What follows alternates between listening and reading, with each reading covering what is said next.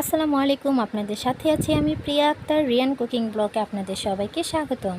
আজকে আপনাদের দেখাবো মুরগির গিলা কলিজা দিয়ে এবং বুটের ডাল দিয়ে খুবই মজাদার একটি রেসিপি। চলুন শুরু করা যাক। তো এর জন্য আমি নিয়েছি বুটের ডাল, সারা রাত ভিজিয়ে রেখেছিলাম। ওইটা আমি ছোলাটা সুন্দর করে ছাড়িয়ে পরিষ্কার করে ধুয়ে নিয়েছি। আর নিয়েছি মুরগির গিলা কলিজা, সুন্দর করে পরিষ্কার করে ধুয়ে ছোট ছোট টুকরো করে নিয়েছি। নিয়েছি হাফ কাপ পেঁয়াজ কুচি, 3-4টে কাঁচামরিচ ফালি করা, হলুদ গুঁড়ো, মরিচ গুঁড়ো, লবণ, তেজপাতা, দারচিনি, এলাচ আর লবঙ্গ। এখানে হাফ কাপের চেয়ে একটু বেশি পরিমাণে তেল আছে, আদা রসুন একসাথে পেস্ট করা, আর জিরে গুঁড়ো। তো চলুন মূল কাজে চলে যাই। তো চুলায় আমি একটা কড়াই বসিয়ে দিয়েছি। তো আমি এখন কড়াইটার মধ্যে তেল দিয়ে দিচ্ছি। এখানে হাফ কাপের বেশি আছে তেল, তো আমি পুরাটুকু দিলাম না, একটু রেখে দিলাম। হাফ কাপের মতো তেল দিয়েছি। তো তেলটা একটু গরম করে নিচ্ছি। তো এখন এটার মধ্যে পেঁয়াজ কুচিটা দিয়ে দিলাম।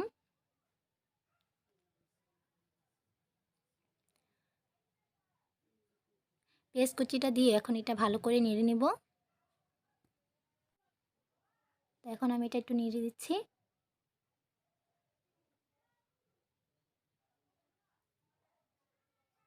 তো এটা সুন্দর সুন্দর একটু হালকা বাদামি কালার হয়ে আসলেই তো আমি এটার মধ্যে এখন মশলাটা অ্যাড করে দিচ্ছি। যে মশলাটা রেখেছিলাম, তেজপাতা, দারচিনি, এলাচ আর লবঙ্গ, 2 টুকরো দারচিনি দিচ্ছি। লবঙ্গ দিয়ে দিলাম আর দিচ্ছি এলাচগুলো। এলাচগুলো কিন্তু আমি একটু মুখটা ফাটিয়ে দিয়েছি। আমি এখন ভালো করে নেড়ে মিশিয়ে নিলাম।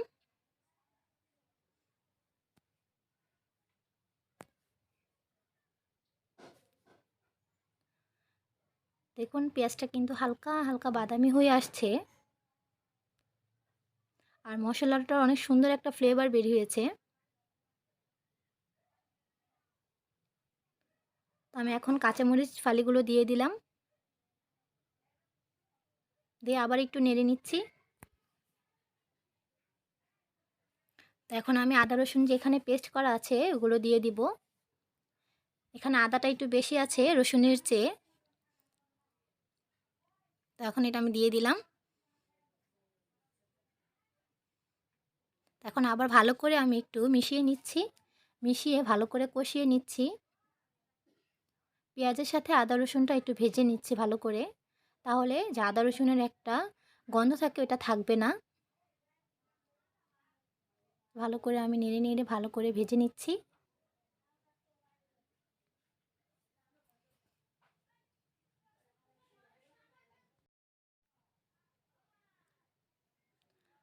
তো দেখুন অনেক সুন্দর করে ভাজা ভাজা হয়ে আসছে প্রায়।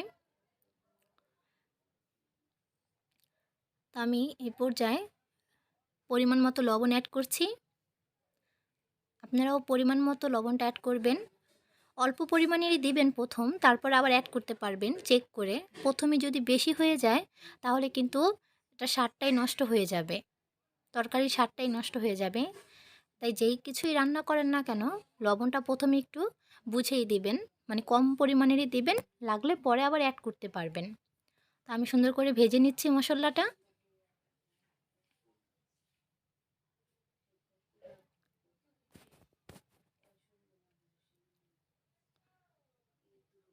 তো আমি এখন এই মশলাটা যেন আমার পুড়ে না যায়, আমি যে শুকনো মশলাটা অ্যাড করব, তো এই কারণে হালকা পরিমাণের পানি দিয়ে দিচ্ছি শুকনো মশলাটা অ্যাড করার আগে। নয়তো আমি শুকনো মশলা যে অ্যাড করব ওইটা কিন্তু পুড়ে যেতে পারে। তাই আমি হালকা পরিমাণের পানি দিয়ে দিচ্ছি।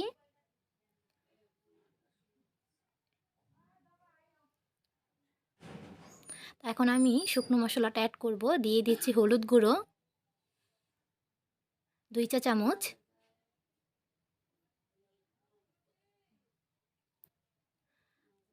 আর এখানে যেহেতু আমি কাঁচামরিচ অ্যাড করেছি তাই মরিচ গুঁড়োটা আমি 1.5 চা চামচ দেব, কারণ কাঁচামরিচ থেকেও জাল হবে। না তো বেশি ঝাল হয়ে গেলে খেতে পারবো না, তাই আমি শুকনো মরিচের গুঁড়োটা 1.5 চা চামচ দিয়েছি। দিয়ে দিচ্ছি জিরে গুঁড়ো, জিরে গুঁড়োটা 1/2 চা চামচ দিয়েছি, কারণ আমি লাস্ট পর্যায়ে আবার একটু জিরে গুঁড়ো অ্যাড করব। ভালো করে মশলাটা কষিয়ে নিচ্ছি। দেখুন আমার মশলার কালারটা কত সুন্দর হয়েছে। দেখুন আমার মশলাটা প্রায় আমি অনেকক্ষণই কষিয়েছি। কষাতে কষাতে উপরে কিন্তু অনেক সুন্দর একটা তেল ভেসে উঠেছে, আর কালারটাও অনেক সুন্দর হয়েছে, আর একটুও পুড়ে যায়নি।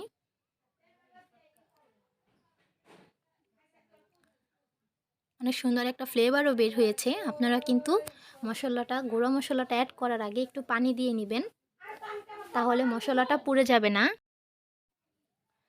দেখুন আমার মশলাটা প্রায় কষানো হয়ে যাচ্ছে, আর আমি কিন্তু খুব সুন্দর করে কষিয়ে নিয়েছি। তো আমার মশলাটা কষানো হয়ে গেছে।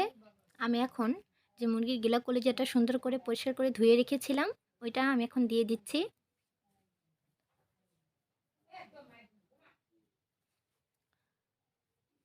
তো এটা দিয়ে দিলাম, দিয়ে এখন আমি সুন্দর করে আবার এটা সুন্দর করে কষিয়ে নিব।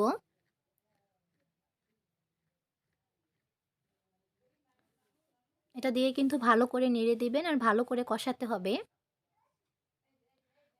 তো দেখুন আমি ভালো করে কষিয়ে নিয়েছি। তো এখন আমি যে বুটের ডালটা রেখেছিলাম ওইটা আমি অ্যাড করে দিচ্ছি। আমি কিন্তু বুটের ডালটা সারা রাত ভিজিয়ে রেখে তারপরে ছুলে নিয়েছি। আপনারা কিন্তু বাজার থেকে এটা ছোলাটাও কিনতে পারেন। আর ওইটা যদি কিনেন আপনারা সারা রাত ভিজিয়ে রাখবেন, তার পরের দিন রান্না করবেন। তাহলে বুটের ডালটা আপনার মানে একদম গলে যাবে না, আস্তে আস্তেই থাকবে, কিন্তু সুন্দরভাবে সেদ্ধ হবে। আর অনেকে মানে তাড়াহুড়ো করে রান্না করার জন্য আপনারা সেদ্ধ করে নেন। সিদ্ধ করে নিলে কিন্তু এটা গলে যায়, খেতে ততটা ভালো লাগে না। তো দেখুন আমি বুটের ডালটা অ্যাড করে ওটা সুন্দর করে মিশিয়ে ভালো করে নেড়ে দিয়ে এখন ঢাকনা দিয়ে দিলাম। ঢাকনা দিয়ে দিচ্ছি কিছুক্ষণের জন্য। তো আমি আবার ঢাকনা উঠিয়ে আমি আবার ভালো করে এটা নেড়ে দিলাম। তো এটা সেদ্ধ হওয়া পর্যন্ত মানে যত পর্যন্ত এটা কষাবো একটু পরে পরেই নেড়ে দিতে হবে। আমি যত পর্যন্ত না এটাতে পানি অ্যাড করব ওটা একটু পরে পরেই নেড়ে দিতে হবে। তো আমি এটার মধ্যে সেদ্ধ হওয়ার জন্য, যেহেতু আমি সেদ্ধ করে নিইনি, হালকা পরিমাণের একটু টেস্টিং সল্ট অ্যাড করছি। আপনারা এটা যদি না চান স্কিপ করতে পারেন, বাট আমি দিচ্ছি, এটা স্বাদটাও ভালো হবে, আর হচ্ছে বুটের ডালটা আমার সুন্দরভাবে সেদ্ধ হয়ে যাবে।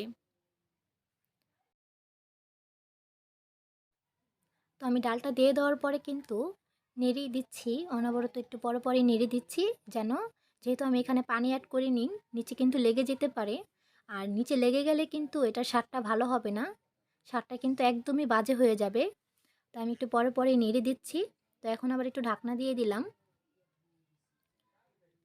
কিছুক্ষণের জন্য ঢাকনাটা দিয়ে দিলাম। তো এখন আবার আমি উঠে ভালো করে আবার একটু নেড়ে দিব।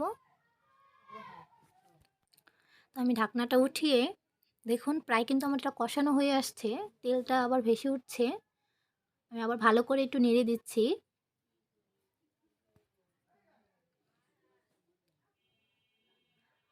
তো আমি ভালো করে আবার একটু নেড়ে দিয়েছি। তো এরপর যে আমি পানি অ্যাড করে দিচ্ছি, আর এখানে আমি পানিটা একটু বেশি দিচ্ছি, কারণ যেহেতু আমার বুটের ডালটা সারা রাত ভিজানো ছিল, আমি কিন্তু সেদ্ধ করে নিইনি, তাই আমি পানিটা একটু বেশি দিয়েছি। আপনারাও আপনাদের মতো করে বুঝে পানি দিবেন, যেন ডালটাও সেদ্ধ হয় বাট গলে না যায়। আমি এখন এটা আবার ঢেকে দিচ্ছি।